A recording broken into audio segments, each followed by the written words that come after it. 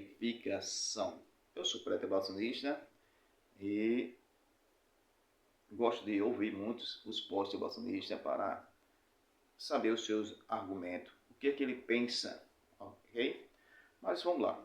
Quero botar aqui um vídeo sobre o pós-trabalhista. O que é que ele diz a respeito? A igreja passará pela grande tribulação? Nós cremos que não. Para o pós-tribulacionista diz que sim, ok? Então vamos ver um vídeo sobre o pós-tribulacionista.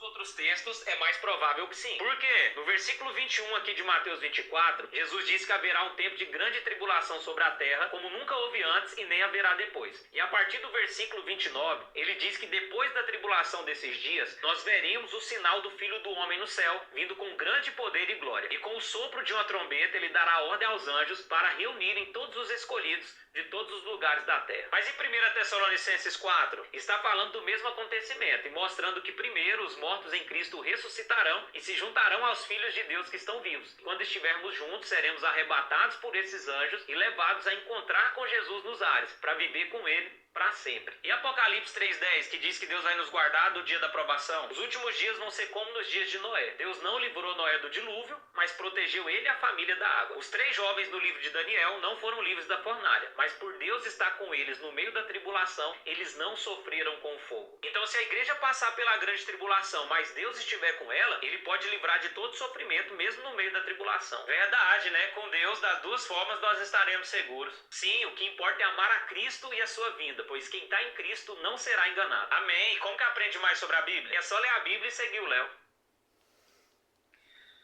Amém. Ok. Então, quero deixar algumas perguntas aqui para o pós-tribulacionista. Primeiro, se a igreja passa pela grande tribulação, então, Apocalipse capítulo 7, versículo 9 e versículo 14, diz aí: eis aí uma grande multidão, do qual ninguém podia contar, de todas as nações, tribos, povos e línguas, que estará diante do trono. Um dos anciões, versículo Apocalipse capítulo 7, 13, diz assim: um dos anciões diz: quem são e de onde vieram? Aí o versículo 14 diz assim: estes que vieram da grande tribulação. Ok? Então a primeira pergunta que se faz é esta: é a igreja ressuscitada que está vindo da grande tribulação? Se é a igreja ressuscitada que está vindo da grande tribulação, só vai ressuscitar os que vieram da grande tribulação? E os que morreram antes da grande tribulação? Haverá outra ressurreição para o pós-tribulacionista? Ok? Segundo ponto, a Bíblia diz que de todas as nações. Essa palavra nações aí a pergunta que se faz é: esses que vieram da grande tribulação é a igreja, como ele disse que a igreja passará pela grande tribulação? Então, se é a igreja, então de todas as nações, então vamos lá, vamos fazer de conta que é a igreja. Então a palavra nações vieram de todas as nações, povo, tribo, povos e língua. E ele está afirmando que é a igreja, ok? Para nós não cremos que é a igreja.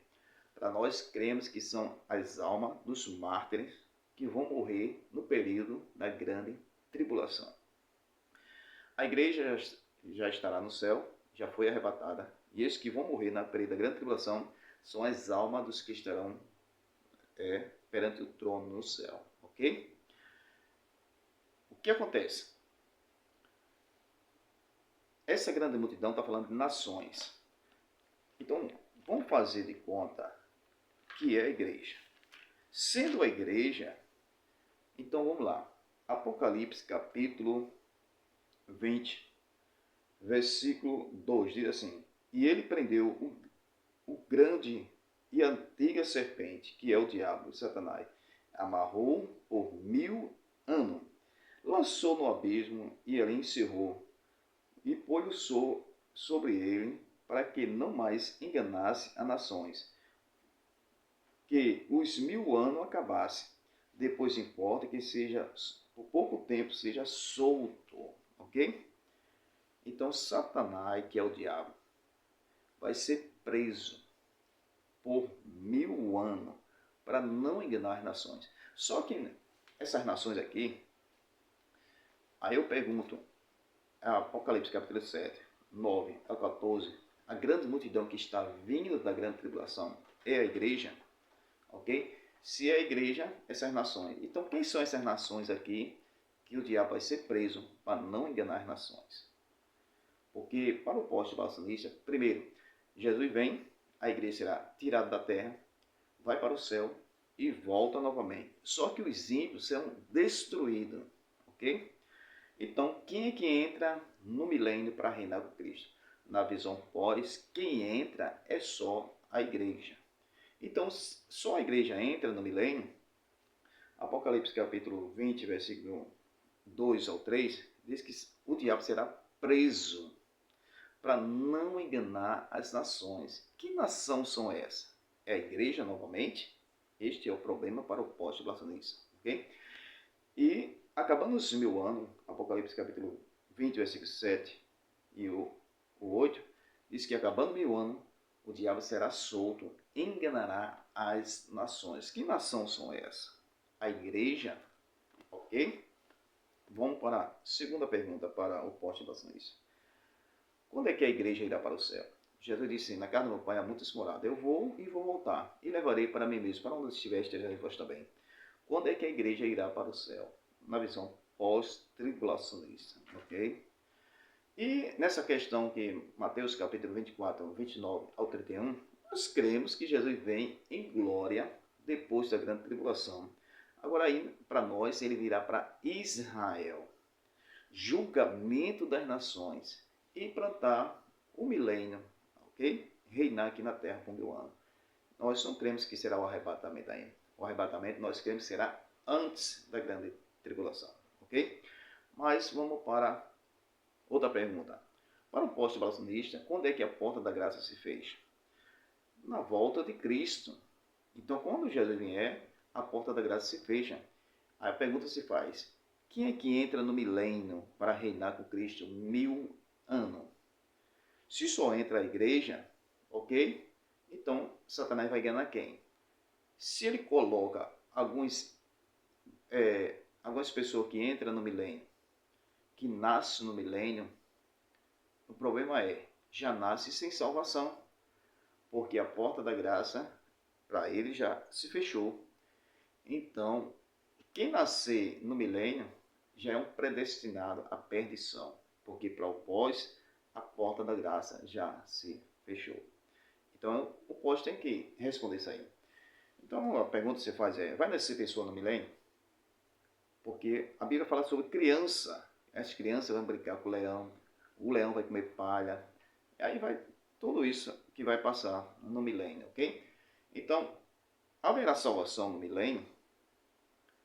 Vai nascer pessoa? Haverá salvação no milênio? Se tiver salvação no milênio, então a porta da graça não se fechou. E se não tiver, os que nasceram no milênio são predestinados à perdição. Aí o debate é sobre questão de predestinação. Deus já predestinou ou não? Nós não cremos nessa questão, predestinação fatalista, ok? Que Deus já predestinou um para a salvação, outro para a perdição. Nós não cremos nessa questão, ok? Nós cremos sim na predestinação, que Jesus vem buscar a sua igreja, já está predestinado. O diabo será lançado no lago de fogo, isso aí está predestinado. Mas questão de salvação, nós não cremos nessa questão, ok? Então, essa pergunta eu deixo para o pós-tribulacionista que crê no milênio literal, ok? Aqui na Terra. Porque existe outro pós que diz que o milênio é no céu. Aí a gente vai para outro argumento nessa questão, ok? Mas para aqueles que creem que o milênio será aqui na Terra, literal, então, haverá salvação. Quando é que a porta da graça se fecha? Quem são essas nações que serão enganadas por o diabo, ok? E quando é que a igreja irá para o céu, na visão pós-tribulacionista? E nós cremos no arrebatamento antes, porque nós cremos na vigilância. Jesus disse, vigiai, porque ninguém sabe o dia, ninguém sabe a hora. Vigilância é para hoje ou é para amanhã? É para hoje. Mas o pós não está esperando hoje a grande tribulação. O pós ainda crê que vai passar pela grande tribulação. E nós cremos que Jesus pode vir a qualquer momento. Então nós cremos no arrebatamento antes da grande tribulação. Amém? Que Deus abençoe, que essa palavra seja uma palavra de edificação.